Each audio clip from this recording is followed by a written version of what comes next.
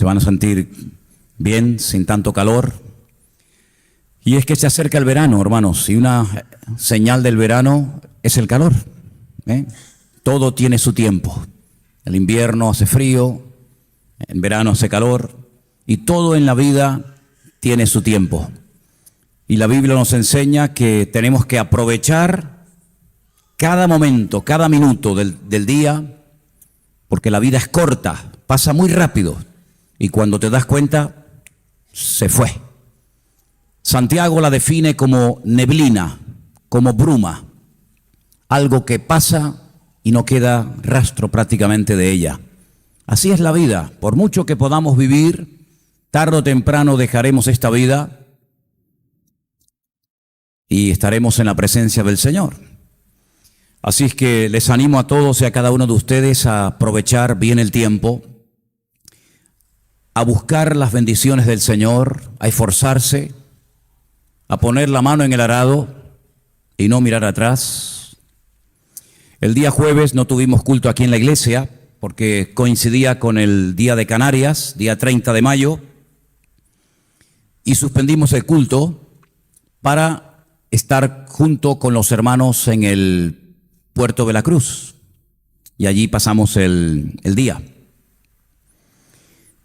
Como a las 4:30 de la tarde tuvimos una reunión, tuvimos un culto, había una buena asistencia, todo hay que decirlo, pero después de compartir la palabra que Dios puso en mi corazón para ese día, me marché un tanto insatisfecho. Por dos motivos.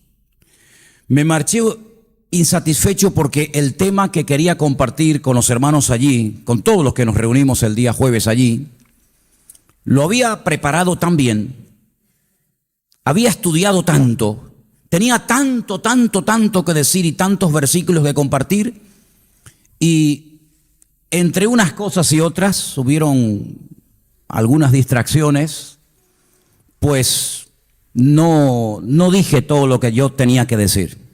Y después a la noche, cuando llegué a la casa y revisé todos los apuntes que había tomado, yo dije, oye, me pegué casi una semana estudiando esto, leyendo por aquí, leyendo por allá, y entre una cosa y otra no dije ni la mitad de lo que quería decir. Incluso dije otras cosas que no tenía pensado decirlas, pero así me surgió.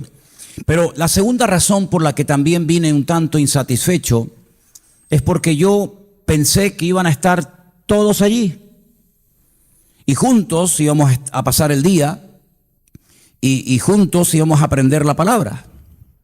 Pero otra vez me vuelve otra vez a pasar que voy con una palabra, voy con algo que he preparado y estás pensando más en los que no están que en los que están. La gente podía decir, estaba todo lleno, no había una silla vacía, y es verdad. Pero como pastor siempre pienso en los que no están y en los que se pierden la bendición. Entonces, la tentación a veces, ¿cuál es? Volver a repetir el mensaje, ¿no? Pero los demás que estuvieron podían decir, oye, ¿y por qué tenemos nosotros que escuchar 2 veces lo mismo? Entonces, no voy a repetir el mensaje, no se preocupen. Pero como me quedaron algunas cosas que yo creo que eran importantes, que tenía que haber dicho allí y no las dije, las quiero decir hoy, ya que están todos ustedes aquí presentes.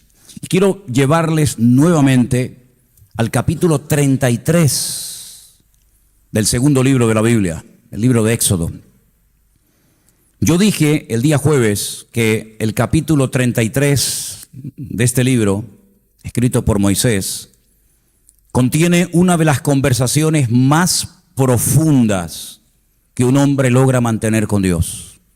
Es más, ningún hombre jamás en la historia se atrevió a pedirle a Dios lo que Moisés allí se atrevió a pedirle. Es un capítulo muy profundo, créame, un capítulo muy interesante, donde aparecían, como dijimos ese día, algunas palabras que se conocen como antropomorfismos, hizo partes humanas para describir distintas esencias o facultades de Dios. Se menciona la mano de Dios, como si tuviera mano, el rostro, la cara de Dios, como si tuviera cara, la espalda de Dios, como si tuviera espalda, ¿verdad? Y es que el lenguaje de la palabra se adapta al lenguaje humano.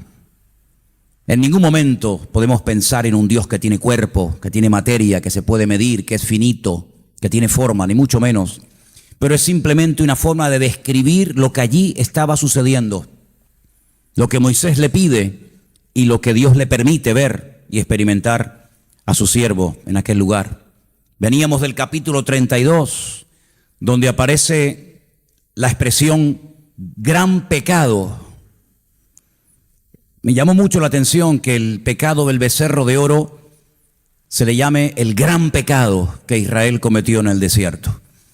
Y uno se pone a sacar cuentas y dice, bueno, pero ¿cuánto tiempo realmente había pasado desde que este pueblo en Egipto ve aquellos milagros impresionantes que nunca, ni siquiera los 2000 años de iglesia han logrado ver ni verán?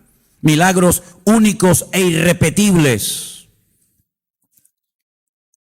Las plagas de Egipto dejaron con la boca abierta a los egipcios y al pueblo de Israel también. Las plagas de Egipto desmantelaron y humillaron toda la idolatría del faraón. El país quedó totalmente arrasado, arruinado, incluso hasta sin heredero. Aquellos milagros que esta gente vio nunca más se volvieron a repetir. Salen de Egipto, dice, con mano poderosa. Y para colmo, por si todavía quedaba algún milagro grande por ver o por experimentar, llegan al borde del Mar Rojo y allí Dios abre por la mitad a este mar y logran pasar como si fuera tierra seca. Ningún pueblo en la historia de la humanidad jamás ha visto ni verá nunca ese milagro, pero ellos sí lo vieron. Todos los que quedaron con vida de Egipto murieron, incluido el faraón. Se adentran en el desierto y comienzan a caminar más de 2 millones de personas rumbo a Canaán, la tierra que fluye leche y miel. El país en el que dice la Biblia que los ojos del Señor están permanentemente observando lo que allí sucede. 50 días pasaron desde esto que les acabo de comentar hasta que Moisés sube a lo alto de una montaña llamada Sinaí, que viene de la palabra Sin. Y después de unos días el Señor le dice, desciende, tu pueblo se ha corrompido. No han sido capaces en 50 días de mantener la santidad, de mantener el buen comportamiento, el orden. Cuando desciende Moisés de la montaña se encuentra, y es la verdad, tengo que decirlo, una orgía colectiva, multitudinaria, como animales salvajes, danzando desnudos alrededor de un becerro de oro que acababan de construir, que acababan de hacer, y que la gente creía que ese era el verdadero Dios que los había sacado a la libertad.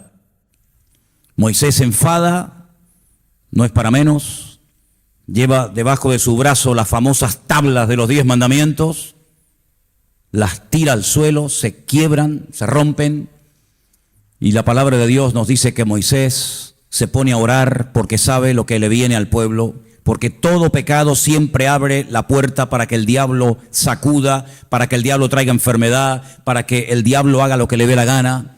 Y Moisés sabe perfectamente que aquello Dios no lo va a pasar por alto. Moisés sabe perfectamente que el destino del pueblo está jugándose en aquel momento. La Biblia nos enseña que mandó a fundir el becerro de oro y se lo dio a beber a todos, para que todos llevaran dentro parte de aquel pecado terrible que a nivel nacional habían cometido. Y en aquel momento Dios le dice que ya Él no va a ir en persona con ellos, sino que va a mandar a un ángel para que los introduzca en la tierra prometida. No es la primera vez que se lo decía. Vimos en el capítulo 23 del libro del Éxodo que ya Dios le había dicho que algún día Él enviaría un ángel, mi ángel, Malají. Pero en esta ocasión se lo vuelve a recordar y Moisés allí entra en una batalla, en una guerra espiritual, en un momento de intercesión espectacular como jamás ningún hombre ha peleado por la bendición de Dios, ni siquiera Jacob cuando peleó con aquel ángel en el desierto. Y Moisés llega a decirle al Señor, si tú no vienes conmigo, no nos saques de aquí. ¿A dónde vamos a ir nosotros sin tu bendición, sin tu respaldo y sin tu ayuda, Señor? Y allí le pide al Señor que le muestre su gloria. Y ya explicamos lo que era ver la gloria del Señor, y ya explicamos lo que era que Dios iba a pasar todo su bien. Fíjate, la palabra bien y la palabra bueno en hebreo es la misma. En español tenemos dos palabras, bien y bueno. En hebreo es la misma palabra. Se puede traducir todo por bueno o por bien. Y dice que Dios pasó todo lo bueno, todo su bien, dice la Reina Valera, delante de sus ojos. Y uno dice, ¿y a qué se refería el Señor cuando dice que delante de la presencia de Moisés pasó todo su bien o todo lo bueno? Bueno, pues todo lo que él había dicho en Génesis capítulo 1, que era bueno. Dios comenzó a pasar delante de él dándole explicaciones detallados de cómo había hecho la creación, de cómo Dios había creado el universo, de cómo el Señor había llegado a un momento en el que dijo todo lo que he creado es bueno, está bien, y le da una explicación espectacular, pero el Señor le dice, pero no más de eso, no más que eso. La cuestión está en que en esa narración, en esa entrevista, en esa conversación que Moisés mantiene con el Señor en Éxodo 33, el Señor le dice que ahora que ha sido restaurada la relación, ahora que ha sido perdonado el pecado, que se levante. Antes le dijo baja, ahora dice sube. Sube y sigue caminando porque hay enemigos a los cuales tienes que derrotar. Y una de las cosas que se me olvidó decir ese día allí en el puerto de la Cruz es que en muchos pasajes encontramos 7 enemigos que el Señor menciona que Israel tenía que derrotar. Sin embargo, en el capítulo 33 de Éxodo, el capítulo 2, solamente menciona 6. Y quiero decir por qué. Menciona, por ejemplo, en el versículo 2 al cananeo, al amorreo, al eteo, al fereceo, al heveo y al jebuseo. Y el séptimo no lo menciona. ¿Quién era el séptimo? Los gergeseos. De los 7 pueblos que vivían en Canaán, uno huyó. Uno no luchó contra el pueblo de Israel porque sabía que ese lugar no le pertenecía.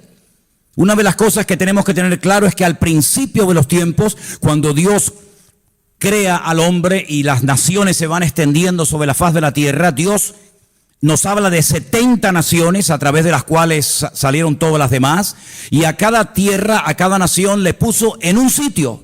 Y los problemas en la historia han venido muchas veces cuando una nación quiere lo suyo y lo del otro, y salta sus fronteras, y quiere ir más allá a conquistar territorios y lugares que Dios no le dio a esa nación en un principio. Y la Biblia dice que Dios permitió que cada nación habite en la tierra, y a cada nación le asignó un lugar. Y había 7 pueblos o naciones que no eran originarias de Canaán, que no eran de allí de Israel, pero que se metieron en el territorio y comenzaron a vivir como si aquello fuera de ellos. Y el Señor, cuando saca al pueblo de Egipto y lo conduce a través de la península del Sinaí y los lleva a la tierra prometida, les dice que a esas 7 naciones les tiene que decir que se vayan, por las buenas o por las malas. Porque esa tierra Dios se la asignó, es una tierra muy pequeña, es una tierra muy pequeñita, pero esa tierra tan pequeñita es la que Dios le asignó a esta nación que en ese momento no tenía territorio. Las demás naciones sí tenían sus tierras, sí tenían sus países, pero se empeñaron en ocupar un lugar que no le correspondía, y para colmo querían ocupar la tierra de Dios, porque del Señor es la tierra y su plenitud. Y cuando dice eso se refiere fundamentalmente al pueblo de Israel, a la tierra de Canaán. De esas 7 naciones los gergeseos se fueron. Reconocieron que ese lugar no era de ellos, pero 6 se quedaron. Y contra esas 6 naciones, que aquí las hemos mencionado en esta tarde, Israel tiene que decirles que se vayan. No tiene que hacer ningún tipo de pactos con ellos. No tiene ni mucho menos que adoptar la religión, las costumbres, el paganismo y la idolatría de esas naciones, sino que tienen que marcharse, repito, por las buenas o por las malas.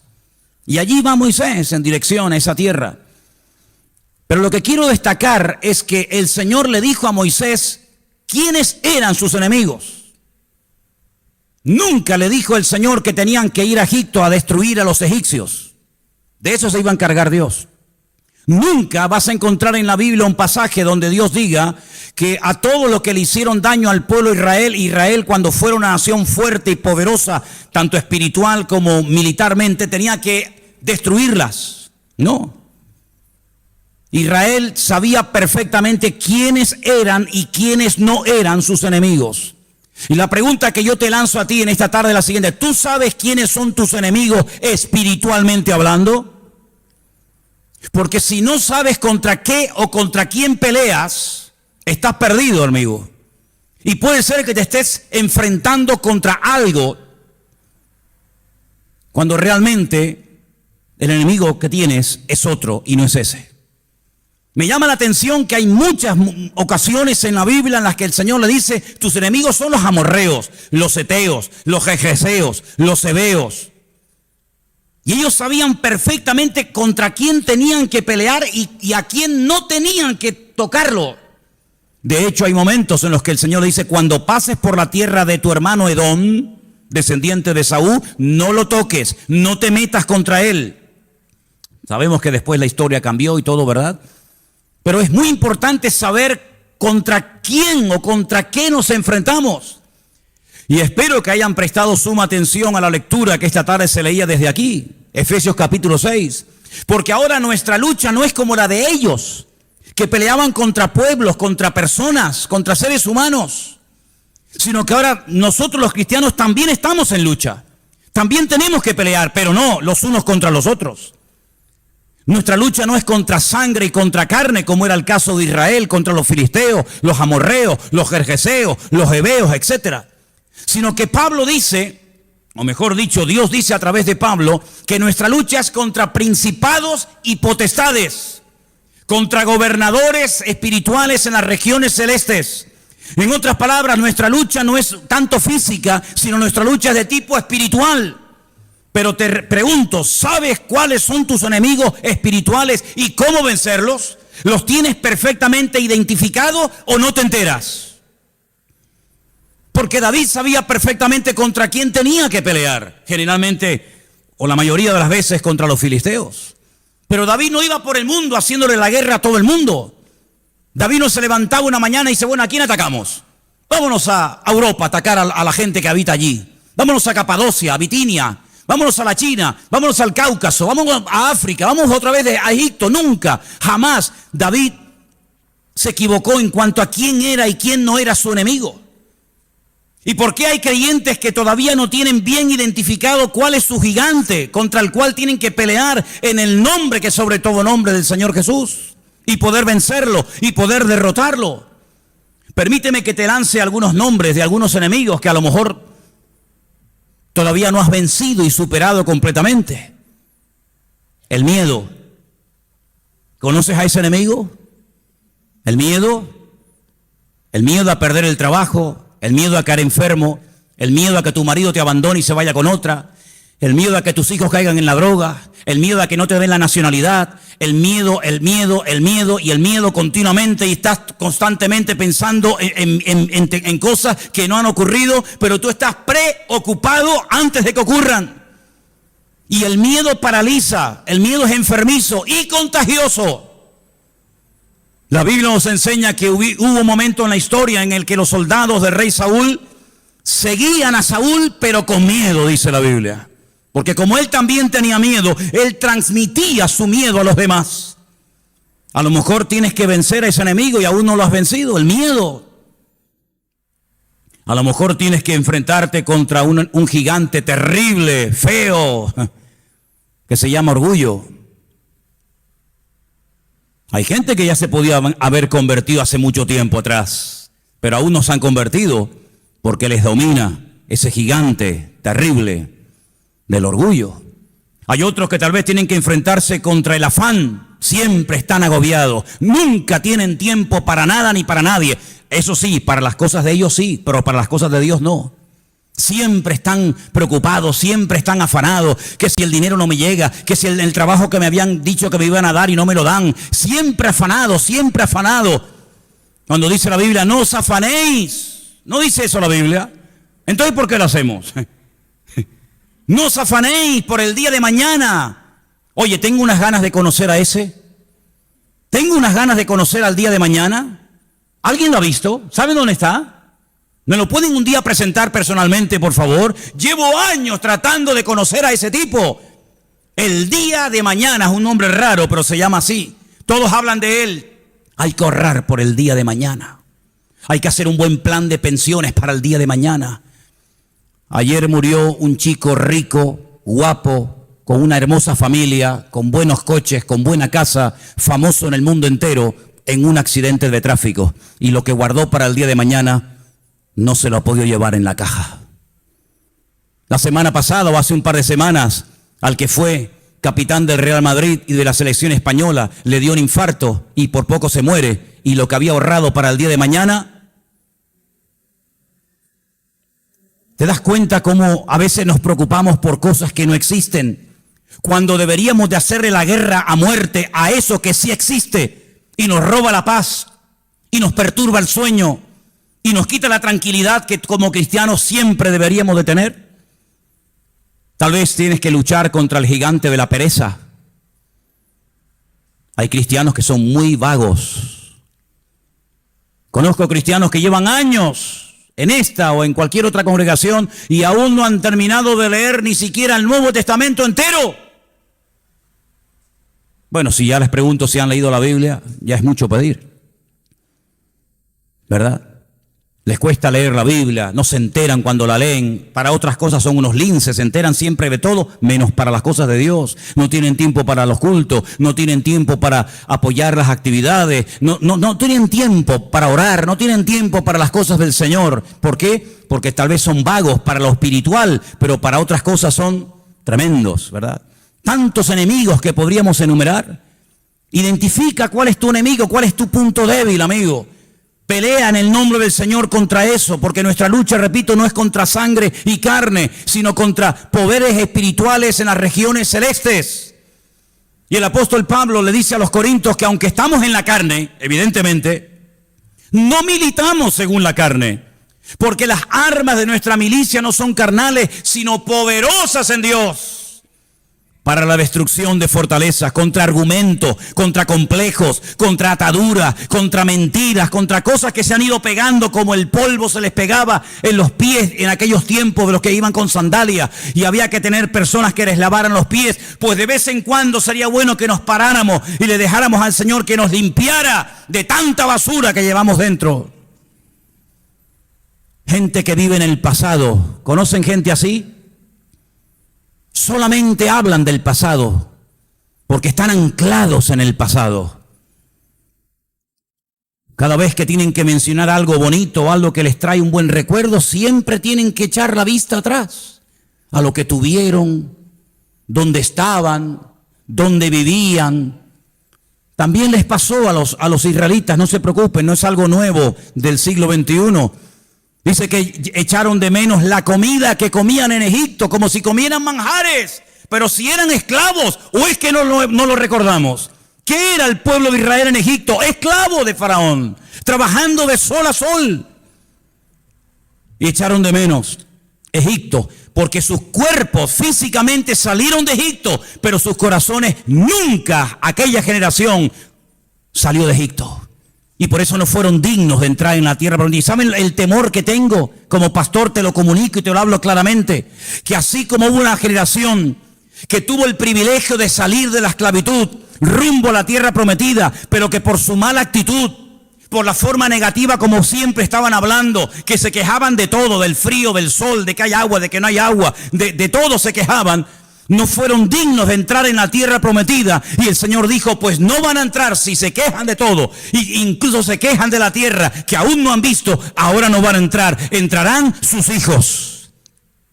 Y dice la Biblia que ni siquiera el propio Moisés entró a la tierra prometida. Gente que vive en el pasado, pero cuidado, hay otros que viven en el futuro, como esas películas que te proyectan en la máquina del futuro, Siempre viven en el futuro. No, cuando yo esté en California y tenga mi casa con entrada para el yate y tenga la moto y el coche en la puerta, entonces sí voy a ser una buena persona.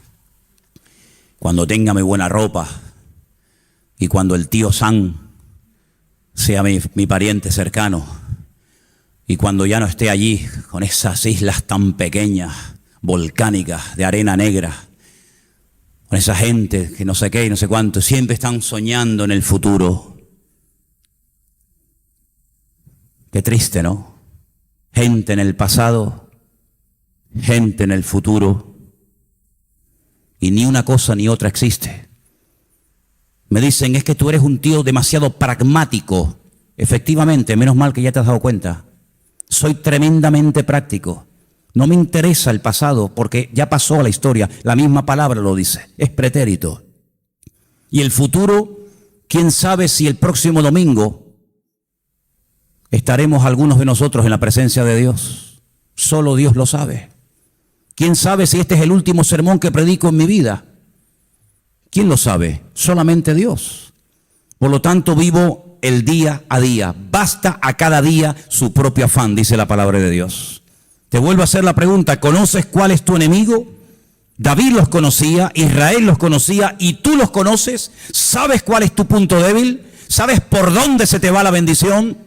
¿Sabes por dónde el enemigo viene y te ataca y te roba la presencia del Señor y la paz en tu corazón? Lo dejo ahí.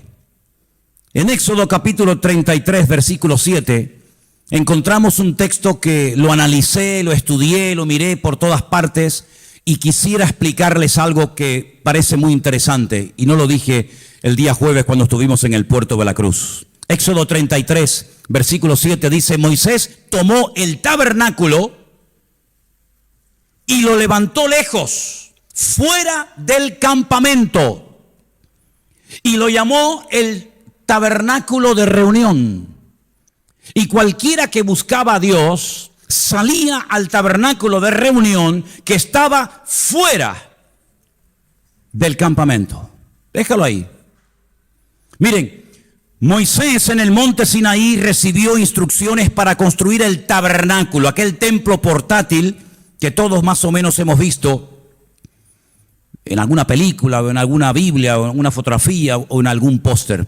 Creo que por ahí tenemos algún póster del tabernáculo expuesto.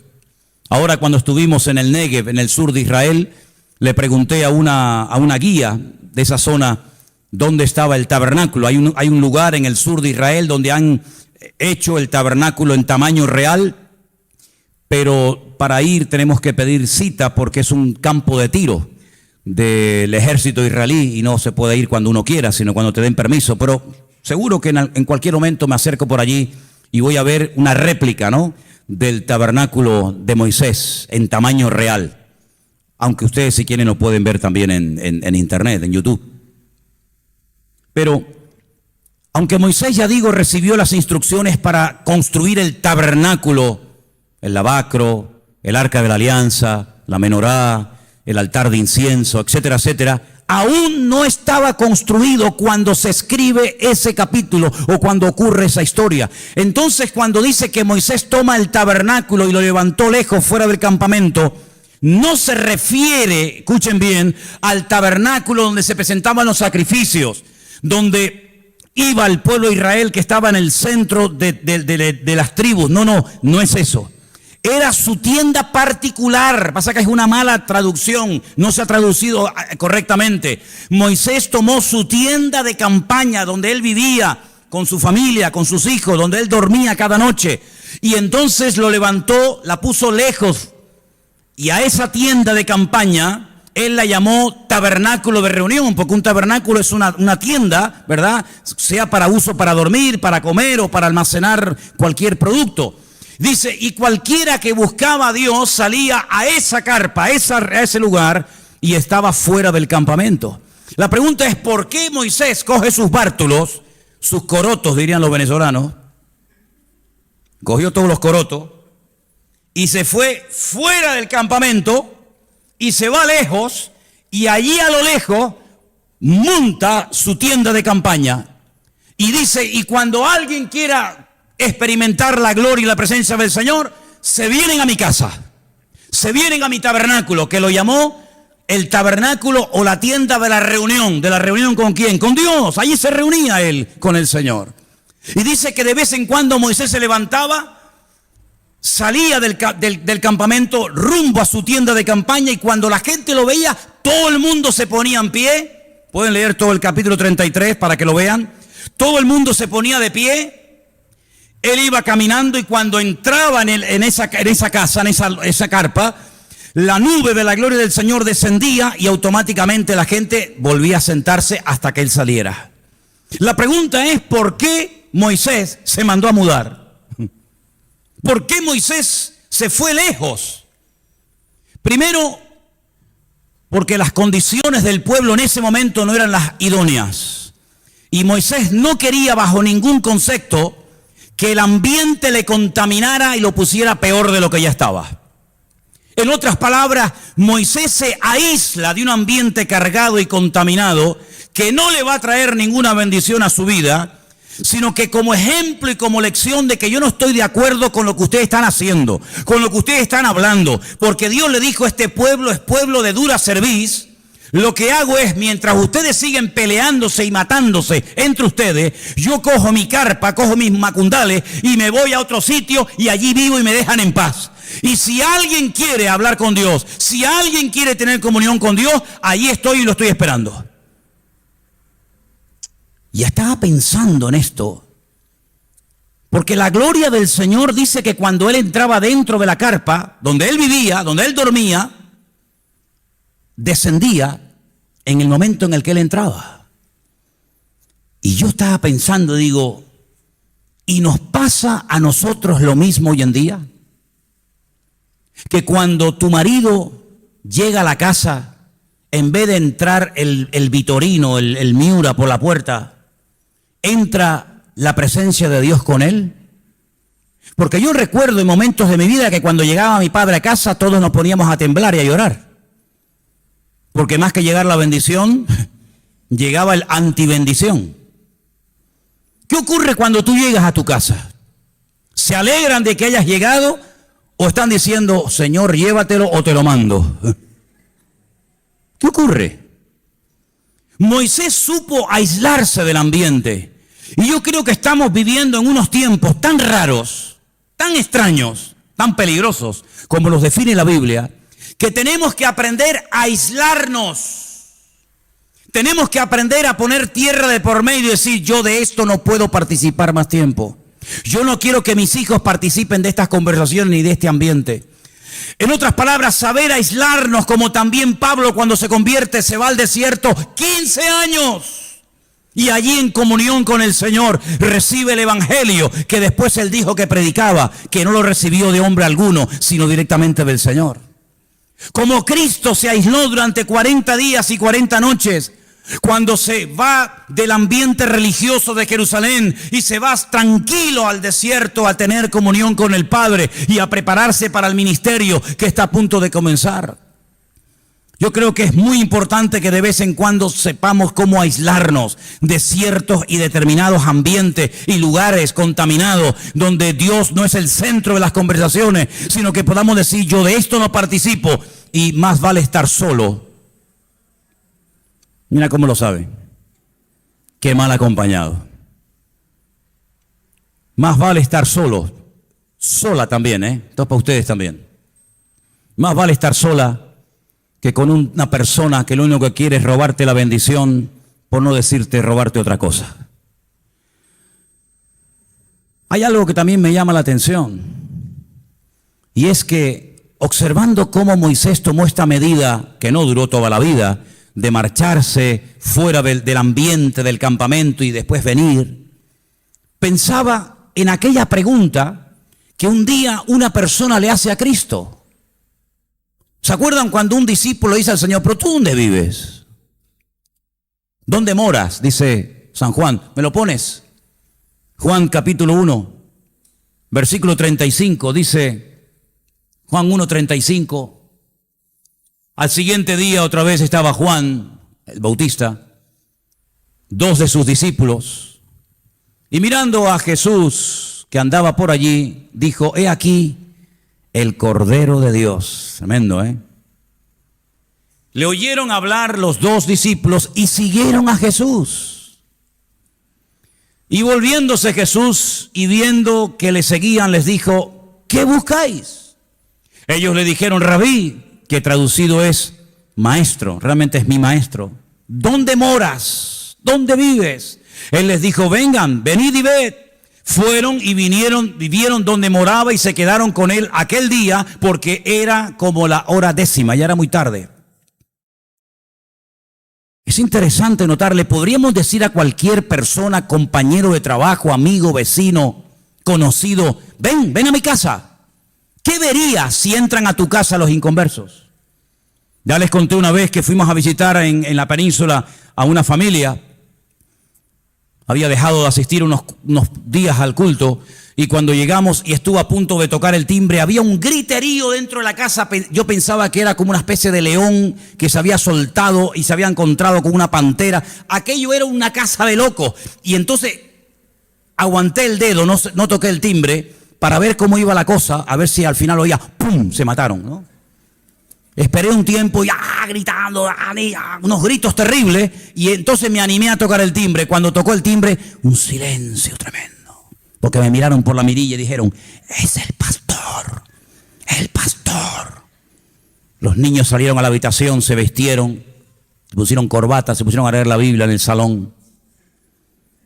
Y cuando entramos: hola pastor, le estábamos esperando.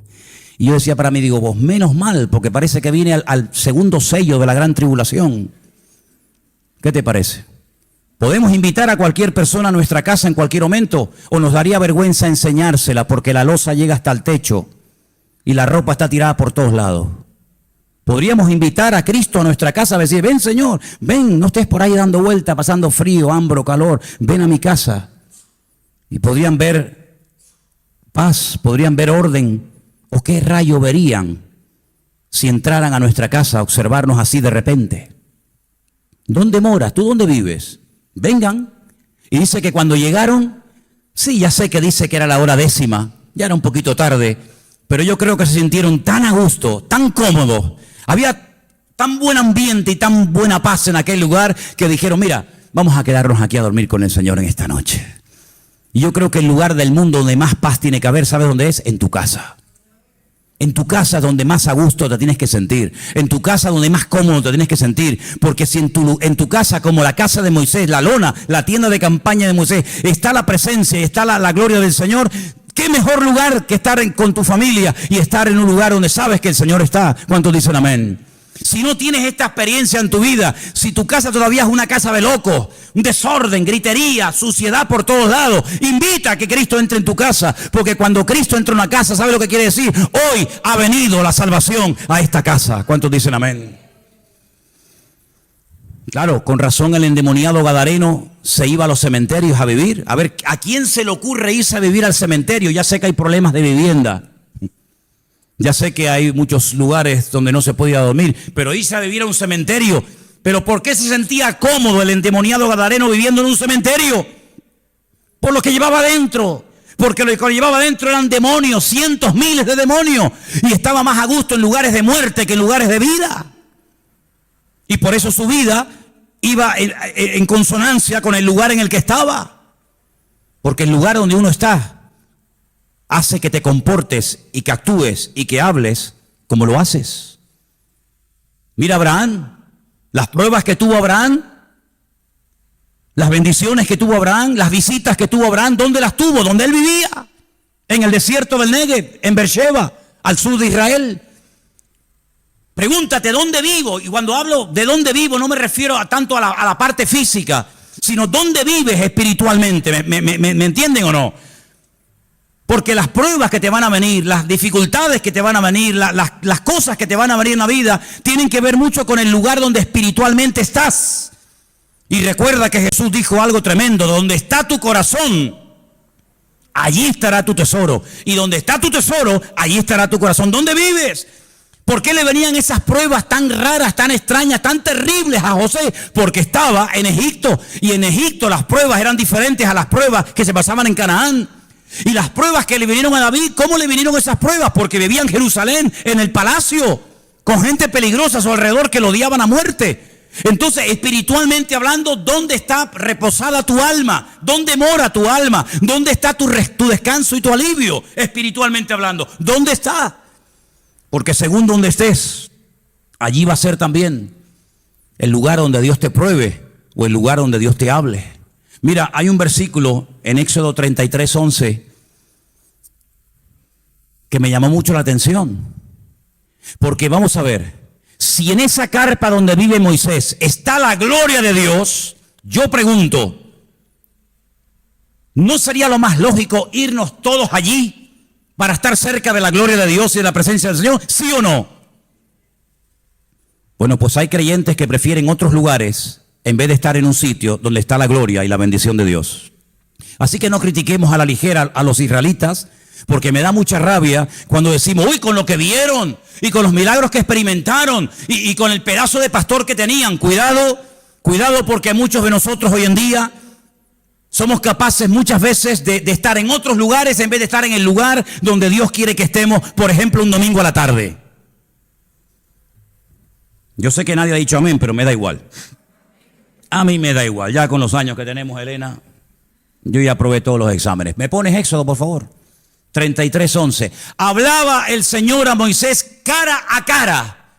Eso nadie lo puede decir, solamente Jesucristo y Moisés. Nadie hablaba con Dios cara a cara, como habla cualquiera a su compañero. Y él volvía al campamento, pero, ahí está, pero el joven Josué, hijo de Nun, su servidor, nunca se apartaba de en medio del tabernáculo, es decir, de la casa de Moisés. Se pegó allí como una lapa. Era un ocupa en la casa de Moisés.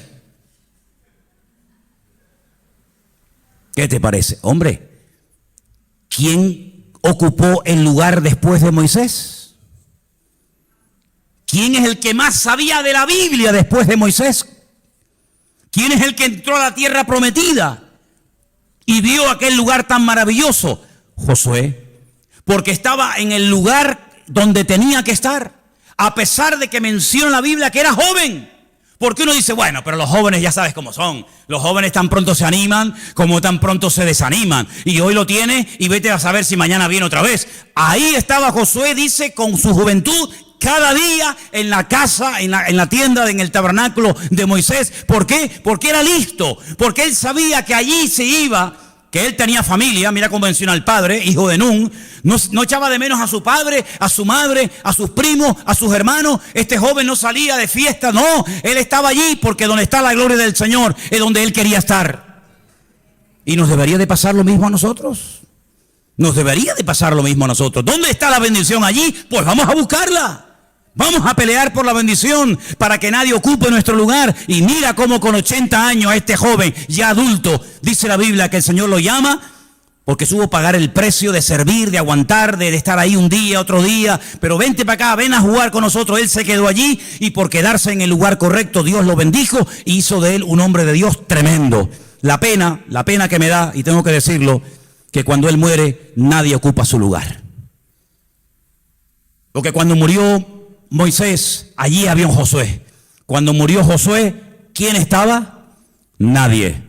Entró el pueblo en una anarquía en el tiempo de los jueces, donde dice literalmente el libro de los jueces, continuamente, y cada uno hacía lo que le daba la gana. 400 años.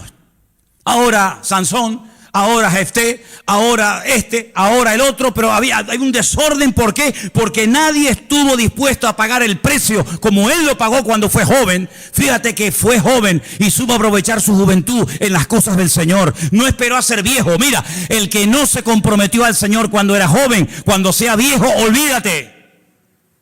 Por eso, jóvenes, ahora que sois jóvenes, que tenéis tiempo, que no tenéis las responsabilidades tal vez de un hombre y una mujer casada, ahora que estáis en plena flor de la vida, Invertir vuestro tiempo, invertir vuestros talentos, invertir vuestros dones en Dios. Dejaros de musaraña, dejaros de tontería, dejaros de vanidades ridículas. Buscad a Dios mientras pueda ser hallado, llamadle en tanto que está cercano. Porque si tú eres fiel en tu juventud, Dios te bendecirá cuando seas mayor. ¿Cuántos dicen amén? Y quiero terminar leyendo Isaías 6, porque esta mañana encontré este pasaje, todos conocemos perfectamente Isaías 6, donde dice que cuando murió el rey Usías, hablando de la gloria que el Señor le dijo a Moisés que le manifestaría y que le mostraría, el año que murió el rey Usías, no sé cuántos conocen a este señor, no sé cuántos conocen lo que hizo Usías, ¿sí o no? A ver, dígame algo de Usías, algo, lo que se le venga a la cabeza, pero bueno, bíblico me refiero. A ver, algo de Usías. Vale, estupendo.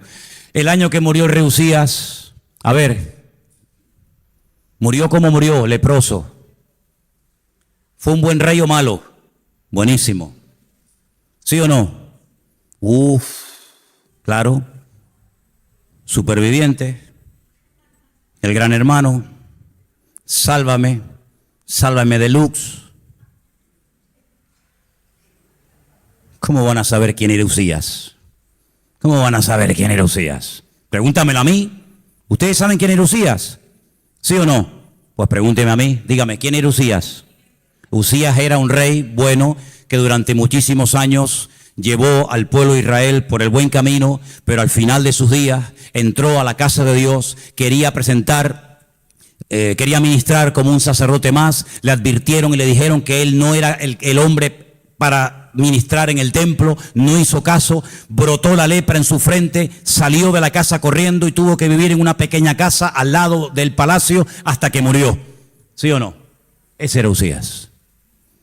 Cuando muere Usías, que murió de lepra, vi yo al Señor sentado sobre un trono alto y sublime, y sus faldas llenaban el templo. Esto es ver la gloria de Dios. ¿Cuántos dicen amén?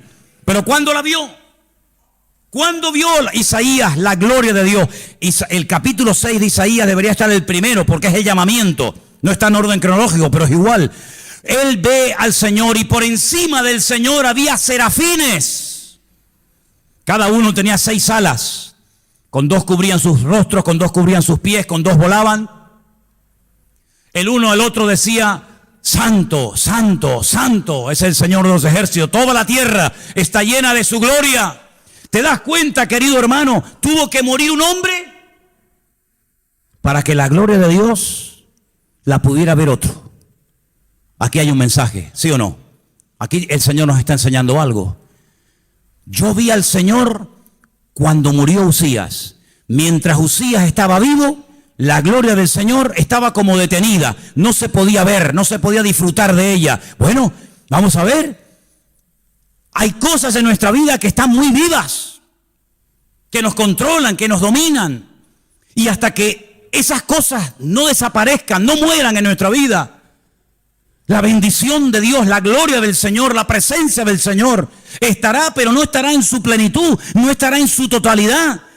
Ahora debemos de preguntarnos en esta tarde: ¿qué hay todavía en mí? ¿Qué hay todavía en nosotros, cristianos de 20, 30, 40 o más años en el Evangelio? ¿Qué hay todavía en mí que me impide crecer, me impide madurar, me impide volar en el nombre del Señor y no estar todavía como los niños pequeñitos, que es muy bonito verlos gatear, pero es muy feo ver a un hombre gatear? Es muy bonito y nos hace gracia cuando un niño se quiere levantar y poner de pie y tambalea y parece que todo el cuerpo se le menea por todos los lados. Está muy bien eso y da gracia y ay, qué bonito. Pero ver a un hombre en Dios que lleva toda la vida en la iglesia, en esta, en la otra, en aquella, para allá, para acá, en todo, con Manolo, con Perico, con Palote, y que todavía no ha leído la Biblia, que todavía no predica, que todavía no echa fuera demonios, que todavía no sirva al Señor, da una pena terrible. Porque después de tanto tiempo, debiéndose ya maestro, tenéis necesidad de leche y no de vianda, como dice la Biblia. Y eso no es algo que pasaba en el siglo I, mis queridos hermanos. Eso es algo que pasa hoy en día. Qué pocos predicadores hay hoy en día. Qué poca juventud quieren servir al Señor con todo su tiempo. Qué poca gente quiere dejarlo todo para servir a Dios. No conozco ni a uno conozco. que esté dispuesto a dejarlo todo por servir a Dios. Y después nos pegamos toda la vida predicando un evangelio que nos da miedo vivirlo en su plenitud. Moisés le dijo: Señor, yo vi el río Nilo, 6.666 kilómetros, el río más largo del mundo, que nace en África y muere ahí en Egipto. Lo vi lleno de sangre. Vi cómo el faraón me pedía a mí, un esclavo más, oración, porque no podía echar los piojos y las ranas y las moscas de su palacio. Vi cómo me levantaba una mañana y veía en la acera de enfrente tinieblas terribles que casi se pueden cortar con una tijera, y en nuestras casas luz y bendición y presencia del Señor. He visto cómo nuestras ovejas pastaban y cómo nuestros animales pastaban, y sin embargo todos los de nuestros vecinos se morían enfermos por la plaga de úlceras. He visto cómo nuestros niños vivían y corrían y saltaban, y he visto hasta al hijo del faraón, que dice que es un dios, lo he visto muerto.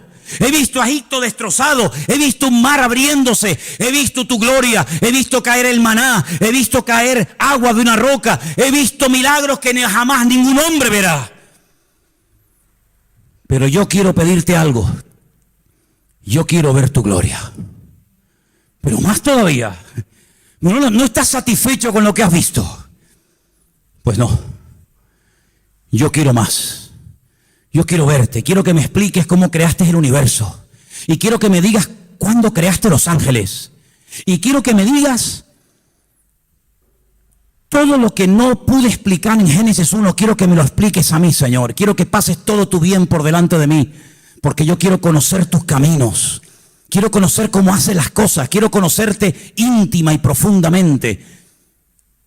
Y ese anhelo, yo no lo quiero perder. Yo quiero tener cada día más ganas de servir a Dios que ayer, o que cuando yo tenía 20 años o 18, que ya estaba predicando el evangelio. Porque si no, el evangelio, ¿qué es?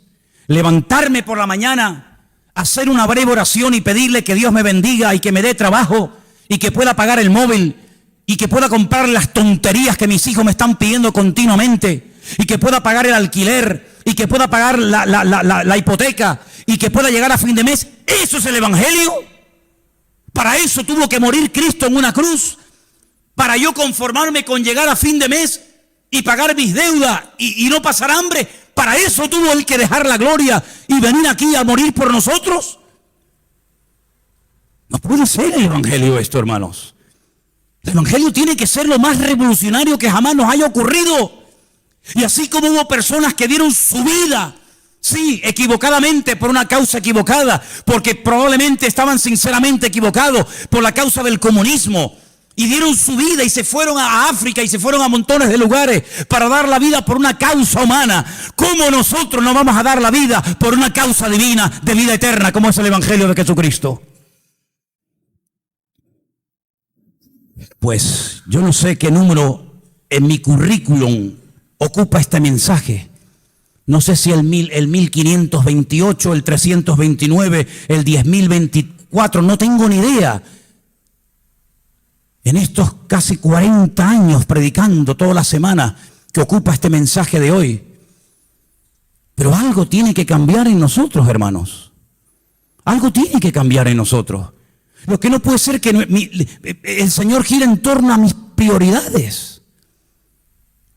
Oramos todos los meses para pagar el alquiler. Oramos todos los meses para que Dios prospere el rastro. Y se nos va la vida. Y el mundo todavía tiene a millones y a millones y a millones de personas que nadie les predica el evangelio. Y a nosotros nos sobra grasa por todos los lados. Bueno, gracias a Dios mi mujer dice que bajé 2 kilos. Mira, hoy me estoy esforzando para bajar otro. Nos sobra grasa por todos lados. Nos sobran zapatos. Ay, si pusiéramos un día estoy tentado a decir, hermano, vamos a hacer solamente la prueba. Póngale la etiqueta, no pasa nada, nadie se lo va a quitar. Nadie se lo va a quitar, no se preocupe. Yo sé que usted lo tiene como oro en paño. Pero vamos a traer a la iglesia todos los zapatos, solamente los zapatos que cada uno de nosotros tenemos. Yo creo que nos quedaríamos con la boca abierta. Yo una vez fui a Israel con un joven que cuando estaba durmiendo conmigo en la península y al día siguiente viajábamos, cuando abrió la maleta le vi 6 pares de tenis, 6 pares de zapatillas para una semana de viaje. Y le digo, ¿y para qué lleva 6? Dice, no, porque los rojos son cuando me ponga la camisa roja. Los amarillos, cuando me ponga esto y esto amarillo. Los verdes, y le dije, hazme el favor, voy a coger los tenis y a ti te voy a tirar por la ventana. Te vas a poner unos y llevas otro de repuesto y no me vas a llevar toda esa vaina para allá. Se acabó. Queridos hermanos, el Evangelio a nosotros es verdad, nos ha salvado. El Evangelio a nosotros nos ha cambiado la vida. Pero tengo la sensación de que nos hemos conformado con, nos ha cambiado la vida. Si me muero hoy me voy a su presencia. Pero no te das cuenta, hermano, que cuando conocimos el Evangelio y el Señor nos mostró su gloria y su gracia, nos dejó aquí en la tierra. No nos llevó inmediatamente a su presencia. Por algo lo hizo. Por algo fue que el Señor nos dejó en este lugar. ¿Para qué? Para que le sirviéramos. Para que no nos presentáramos ante el Rey el día de mañana con las manos vacías. Sino pudiéramos decirle, Señor, mira, aquí te traigo almas, aquí te traigo trabajo, aquí te traigo gente que he ganado para la gloria tuya. Bueno, yo podría estar hasta mañana hablando, pero claro, es que me da la impresión de que hablamos y hablamos y hablamos y hablamos, pero yo no voy a hablar más. No voy a hablar más. ¿Para qué voy a hablar más? Es que por hablar llevo 19 años hablando aquí. Se me han ido 19 años de mi vida en este púlpito. Y yo creo que no tenemos que hablar más. Yo creo que tenemos que tomar hoy una decisión de esforzarnos por el Señor. Cada vez que predico siempre miro, no está fulano, no está mengano. Qué bien le vendría esto a este, qué bien le vendría esto al otro. Otra vez me está pasando hoy domingo por la tarde lo que me pasó el jueves en el Puerto de la Cruz. Que están ustedes, pero no están todos los que tienen que estar. Pues voy a hacer la gotera continua y voy a recordarles a todos y a cada uno de ustedes, no hay mejor vida que servir al Señor con todo el corazón y con todo el tiempo. Cierra tus ojos, por favor, ahí donde estás.